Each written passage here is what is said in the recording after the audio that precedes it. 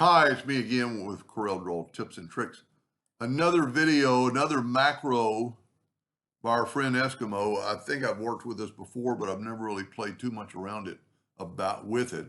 I have a 2-inch circle, and let's say we were making a plate and we want to drill holes inside. Well, the old way you could do it is take your nudge factor and go 1 inch at a time and move it over to the right, move it down, move it down, and it's going to be in that position where you want it. And it also takes a little bit of time. But with his macro, and I'll put a link to this macro, it's called MOVER.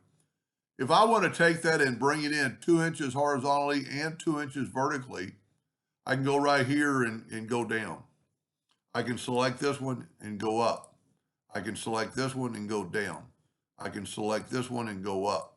Not only can it do that, you can hit duplicate, and now you're going to select this one. Well, matter of fact, we could select 2 of them, and we're going to make a duplicate and move it over 2 inches. And then you could actually, well, you wouldn't want to move that one down, but you could take this one and move it down and make a duplicate every 2 inches. That's pretty cool. Anyway, I'll leave a link to this macro at the bottom of this video. And he's got quite a few videos. And once you're on that blog, you can look at some other ones. And some of them I've made videos on, some of them I haven't.